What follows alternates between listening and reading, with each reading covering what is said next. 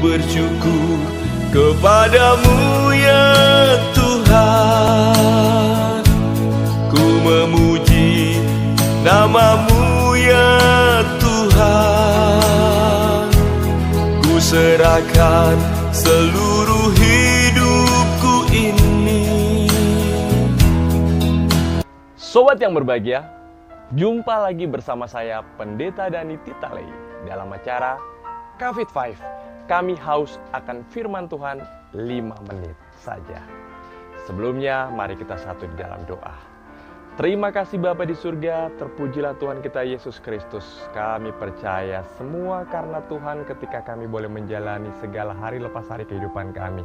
Biarlah saat ini Bapa tetap kami berkarya bagi Tuhan, firman Tuhan yang akan kami renungkan, yang menjadi pegangan kekuatan untuk tetap kami berkarya bagi Tuhan. Berfirman kepada kami Bapa, kami percaya Tuhan selalu sayang kepada kami. Biarlah kami mengandalkan Roh Kudus di dalam perjalanan sepekan aktivitas kami seharian ini. Terpujilah Tuhan kita Yesus Kristus. Amin. Pembacaan firman Tuhan terambil dari Kitab Kudus Perjanjian Lama. 2 Tawarik pasal 33 ayatnya yang ke-12. Yang berkata, dalam keadaan yang terdesak ini, ia berusaha melunakkan hati Tuhan Allahnya. Ia sangat merendahkan diri di hadapan Allah nenek moyangnya. Demikian firman Tuhan. Sobat yang berbahagia, dalam kitab 2 Tawarik pasal 33 ini berbicara tentang kisah tentang anak Raja Hizkia yang bernama Manasye. Anak ini lahir dalam masa perpanjangan umur Hizkia selama 15 tahun. Hanya saja anak ini tidak mengikuti jejak ayahnya yang saleh. Karena pada kenyataannya Manasye adalah Raja Yehuda yang paling jahat. Ibarat dalam kehidupan keluarga, anak kembar sekalipun tidak mempunyai karakter yang sama. Pasti ada yang berbeda. Manasye berbuat sesuka hatinya ketika ia berkuasa. Namun satu hari datanglah pasukan Asyur dari utara menghancurkan semua kejayaan. Manasye ia dibelenggu dan dibawa bagaikan hewan ke Babel. Di dalam penderitaan itulah Manasye merendahkan dirinya amat sangat di hadapan Tuhan. Dengan istilah merendahkan diri. Ini diartikan sebagai seruan yang disertai jerit tangis yang mendalam.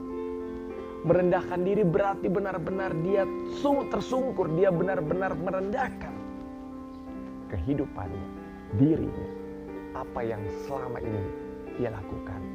Kalaupun bisa diartikan sebuah penyesalan untuk ada dalam sebuah pertobatan. Dan oleh sebab itu tadi saya katakan merendahkan diri ini diartikan sebagai seruan yang disertai jerit tangis yang mendalam. Dan Tuhan mendengar seruan dan tangisan Manasye. Ia pun akhirnya dibebaskan, bahkan dipulihkan ke dalam kedudukannya yang semula. Dan ia pun mengakui Tuhan Allah sajalah yang patut ia sembah. Dalam kehidupan kita, semua kita tentu ada pernah berbuat kesalahan, berbuat dosa, jauh dari kehendak Tuhan. Tidak salahnya kita pun diajarkan untuk bisa datang kepada Tuhan sambil merendahkan diri dalam setiap kehidupan kita. Tuhan acap kali mengizinkan datangnya badai menimpa kita sebagai syok terapi. Terkadang dalam setiap kehidupan ada orang ketika dia jaya mempunyai segala sesuatu, tetapi teguran Tuhan ketika dia sudah tidak mempunyai apa-apa. Itu pun juga teguran Tuhan dalam setiap kehidupan kita.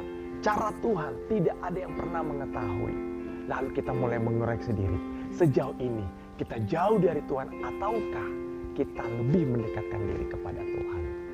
Oleh sebab itu ketika Tuhan mengizinkan datangnya badai menimpa setiap kehidupan kita bagaikan syok terapi yang bertujuan untuk menyadarkan kita pada segala hal-hal yang jauh dari Tuhan yang sudah kita perbuat. Namun Tuhan tetap memperhatikan derita kita.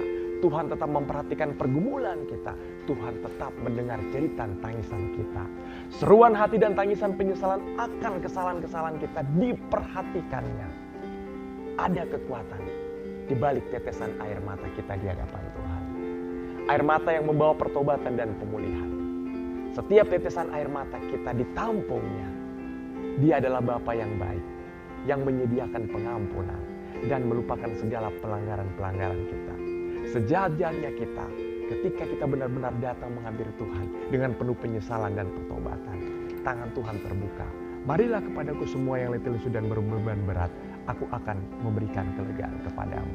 Oleh sebab itu, dengan kasih-Nya, Ia memulihkan keadaan kita. Ingatlah, ada kuasa pertobatan dan pemulihan di setiap tetesan air mata kita di hadapan Tuhan. Tuhan memberkati.